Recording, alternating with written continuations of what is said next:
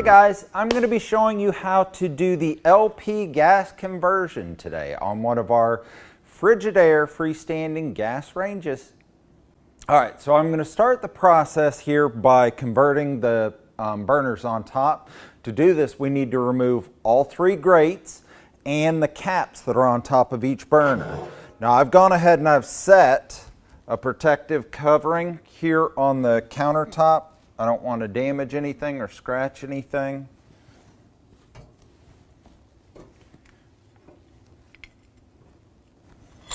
So it looks like we've got a large burner in our front right. We've got a very small burner in our right rear. We've got a center burner that looks to be about average size, and we've got another average one here on the left front, and looks like a size in between average and large back here on our left rear. So we're going to be installing GRLP4 conversion kit. That is the conversion kit that's needed for this specific product that I'm going to be converting today. The first thing that we need to look at before we start pulling orifices out, we need to verify what type of burner it is that we have. There are two styles listed in the instructions, style 1 and style 2. Our product just happens to have style 1. We're going to be using the burner style 1. And the second thing we're going to look at is the layout of our burners. There's actually two different layouts of our burners. Now both of these are a 5 burner setup, but the difference is this is a standard round burner head versus the elongated. Ours has the standard, so we're going with our the first pictured burner setup that we have in our illustration. All right, so we need to write down or memorize, if you can memorize. I'm not that talented. These are our BTU ratings for our orifices. This is what we're going to use to determine which size orifices to utilize for each of the burners, plus it tells us the BTU ratings for our bacon, our broil. Now it's saying the right front is 17,000, left front is 9,500, the right rear is 5,000, and the left rear is 12,000. So let's go back to our top. So what we just learned, this one is 17,000, our largest one. The smallest one is 5,000 BTUs. We're going to remember that. These two are the same size. That's 9.5 or 9,500. And then this one is 12. So then we go back to our instructions, and our instructions have a little chart in them for gas surface burner orifice data chart. And you're going to marry up all of the sizes to the color combination. So let's take our largest one, the 17,000 BTU burner. We're going to use the one that is colored silver. So we're going to take the orifice out of that one and put the one in that has the silver marking on it. Place a silver orifice right here next to it so that we can actually change that one out. The 9,500 BTUs, which is the center and the left front one, those are both white. The 5,000, which is our small burner on the right rear, was pink. So we're going to set our pink orifice there. And then yellow goes to our 12,000 BTU. So the next thing we got to do, I'm going to get a 3/16 socket because the two 9,500 BTU and the 5,000 BTU, I'm not going to be able to get my 7mm down through the top to actually get to where that orifice is. Now the larger burner, I can slide my nut driver right in there. Now I do recommend getting a 7mm nut driver. That's the best thing I have found to actually remove these, because it keeps it held into it pretty securely and you don't have to worry about the orifice falling back out while you're doing the transition. But let me get a 3/16. Let's go ahead and take these three burner assemblies off, and then we'll go ahead and start changing the orifices. Another little tip that I wanted to point out before we went ahead and removed our burner tops, These also have numbers stamped into each and every orifice, so if you can't tell what paint color you have or it's kind of chipped or faded off, they do have a number. It's always going to be a 3-digit number stamped into them. Like this one has a 118, which if you look at your chart, 118 is our silver, which is our 16,000, 17,000 and 18,000 BTU orifice. So that would be our silver. If we didn't have the color, we could actually go by the stamp on it. All right, so now I'm going to use my 3/16 socket. I'm going to start on my smallest one. Why not? Personal preference, no rhyme or reason. But we're going to loosen these 2 screws that actually secure the burner to the holder underneath it. These are actually pretty long screws, so I'm using the burner itself. I'm raising it to create tension on the screws so I can continue to turn them easily. But now that I've got the actual burner out of the way, I can actually use my 7mm socket. We're going to push it all the way down onto the orifice to where we got good contact.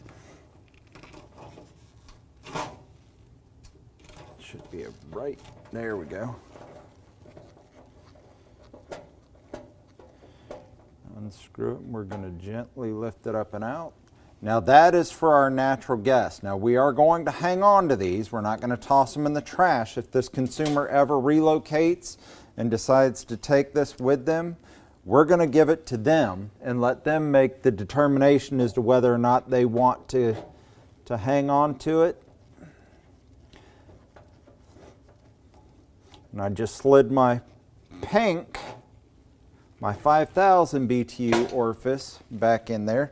Now we can put our burner back in place.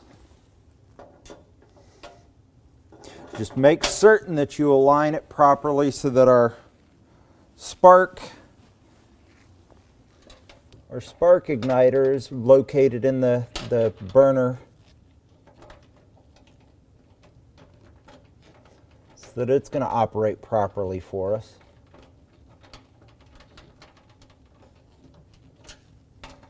I'm just going to tighten these up as tight as I can get them by hand.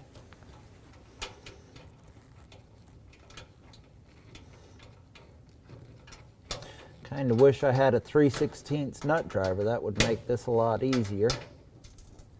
All I got's a socket and a ratchet though, so I will make do. And then I'm going to tweak them down. We're not getting too carried away. We just want it snug so it doesn't move. We'll set our orifice, our natural gas orifice, off to the side, and let's go on to the next one.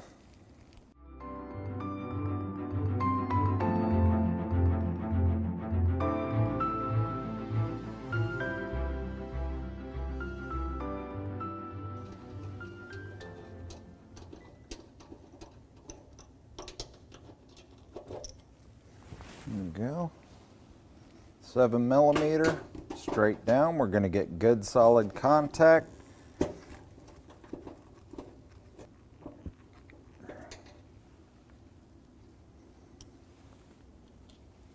Now each of these little orifices has a little spring built into the top. It's kind of like just looks like a little clip or a little ring around the top. What that does is it holds it inside so we don't have to worry about it falling off.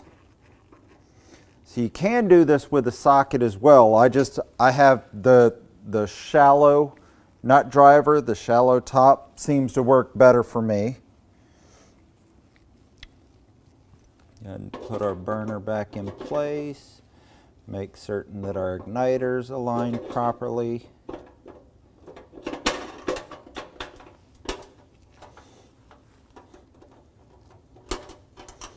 We're just going to tighten it down by hand.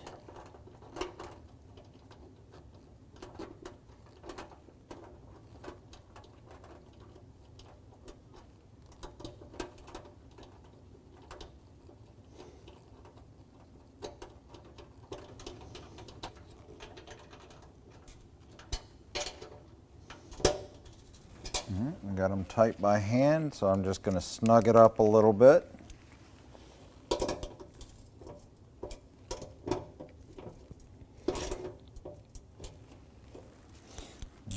started on our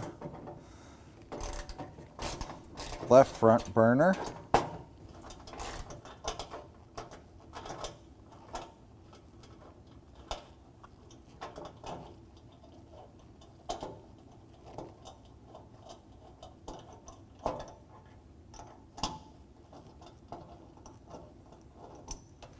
Here we go.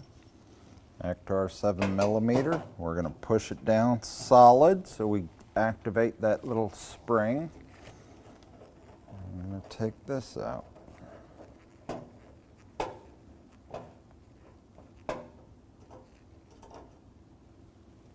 There we go. I'm going to drop our orifice in here.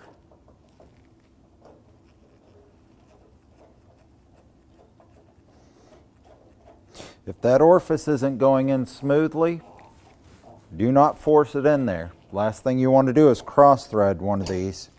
Just like any other screw, once you cross thread this thing, you're going to end up having to replace the whole assembly. And you're going to have an upset customer because they're going to have to wait for a part at that point.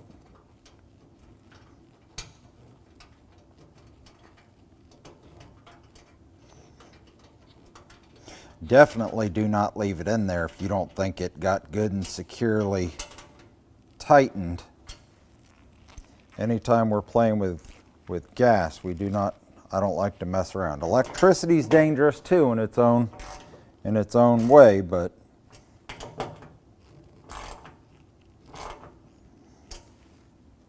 let's not play around. All right, so the good thing about these last two, the 12,000 and the 17,000 BTU, the diameter of the holes on the top are actually wide enough for me to get my 7mm nut driver down into. Just make sure, again, you've got it pressed firmly down so it's actually engaged that little locking spring.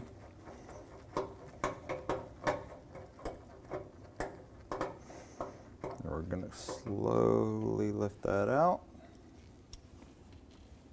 We're going to take our brand new silver one.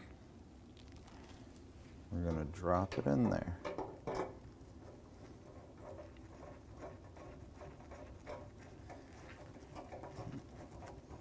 Good and tight. And our 12,000 BTU.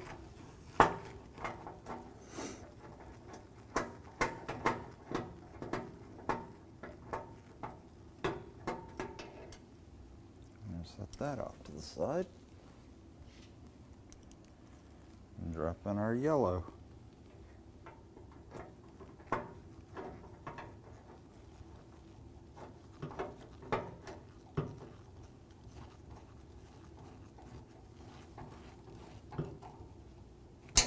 There we go. Let's go ahead and put our caps and our grates back in place.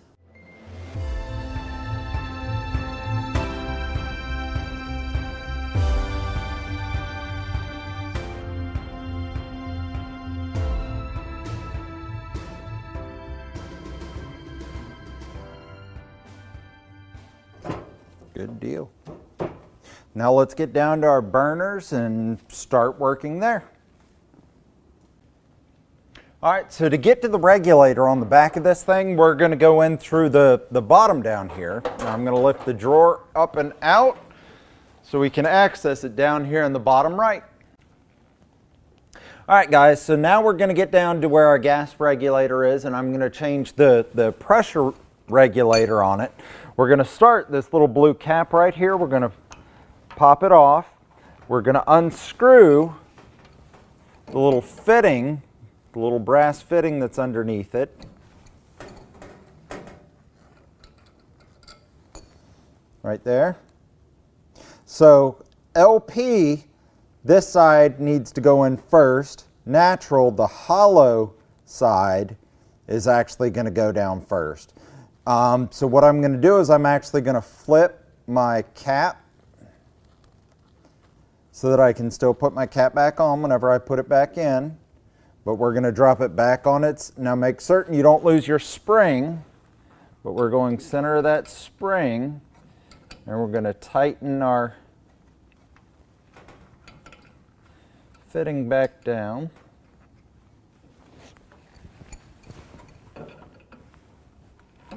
Get it good.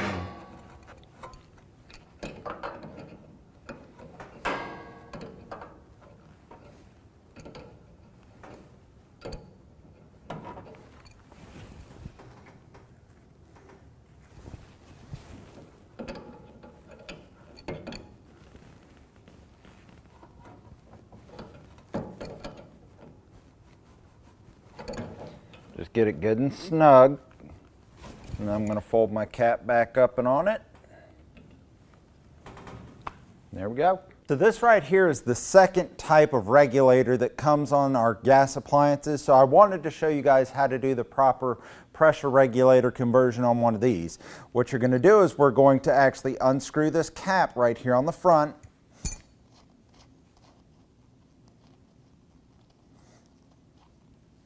And you'll notice it's got a spring in there, but what we're going to focus on is right here inside of our cap. There's a little plastic piece, a little plastic insert. We're going to rotate. We're going to rotate it and pull it off. So that is going to be our LP side. So natural, it's almost like a cup.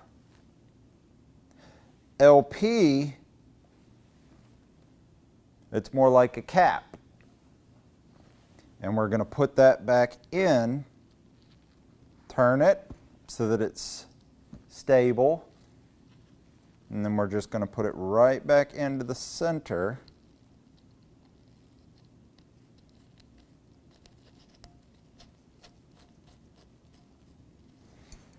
Tighten it up. And that's how you do the conversion on one of these type regulators, one of these style regulators.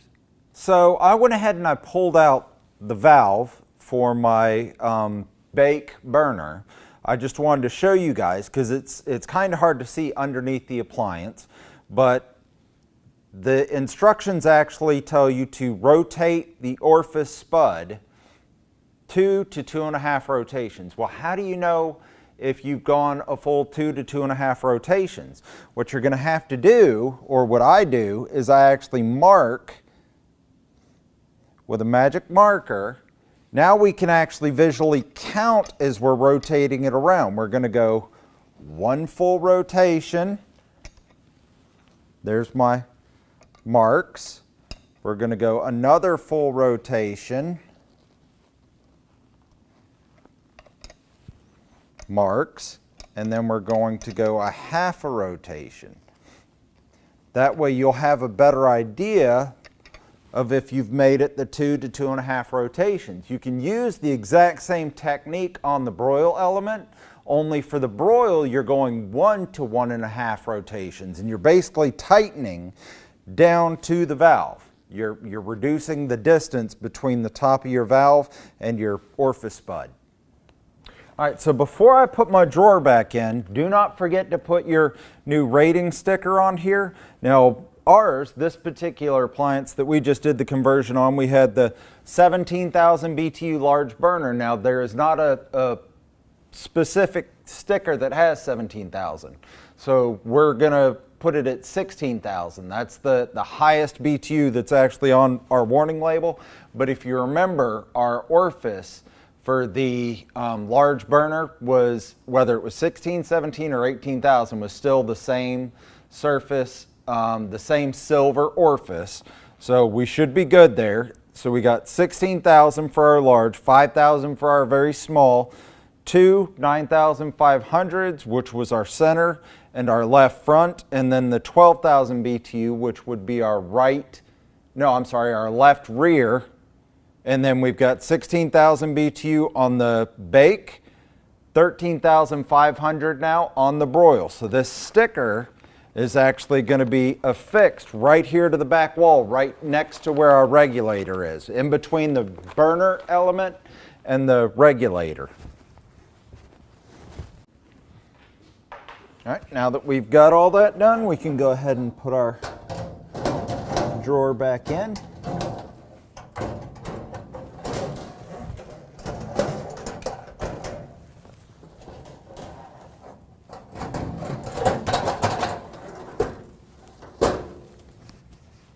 Now we can test her out. So right there is our bake burner. Now that is a beautiful blue flame, about 1 inch in length. That's what you're looking for. We're getting a little bit of waviness, a few orange flecks, which quite honestly I think is completely acceptable. If you want to, you can adjust your shutter on your burner a little bit. You may be able to cut down on it some, but what you have right there I think is more than fine. So let's go ahead and turn that off. Let's go to the broil element. Now we've got our broil burner going. Again, it's a nice beautiful blue flame, about 1 inch, 1.5 inches in length. Very few orange flecks. That one actually looks better than the bake burner did, but both of them are more than acceptable. All right, now that we verified the bake burner and the broil burner, let's go ahead and put this back together down here, and we'll move up to the top 5 burners and test those. All right, so now I'm going to go ahead and we're going to test the top 5 burners. To do this, we are probably going to have to make a few adjustments. Hopefully not more than 1 or 2 burners is going to be just a little bit off, but you're going to need a flathead screwdriver with a long shaft at the end. It's got to be at least 2 inches long at the end of the shaft on the screwdriver, because we're going to have to slide it up the shaft of our valve stems to make adjustments whenever it comes to our simmers. So the way that we're going to test this, let's start first with the right rear burner.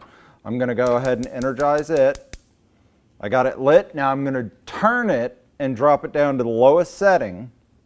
And as you can see, I still have a good blue ring that goes all the way around that burner assembly.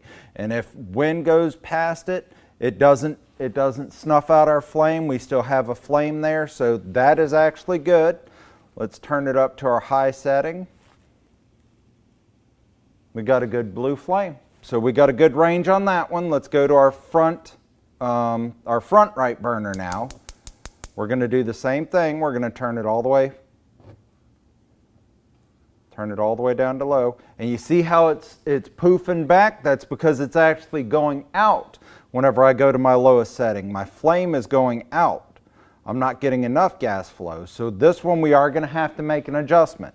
Now what I'm going to do is I'm going to put it back to the off position.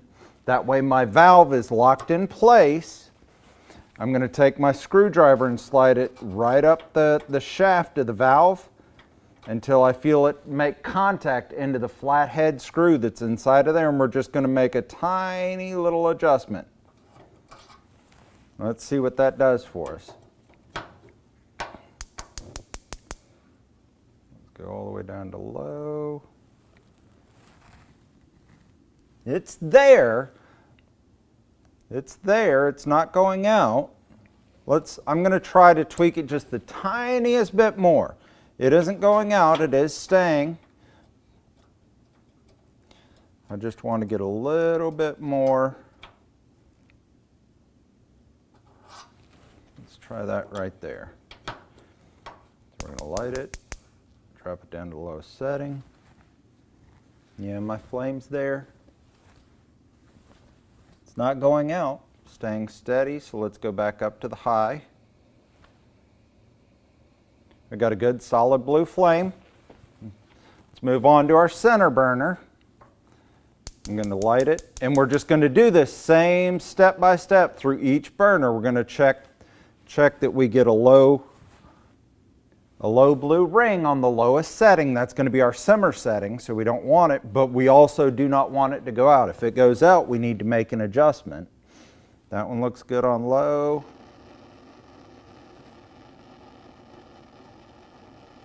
Strong flame on high.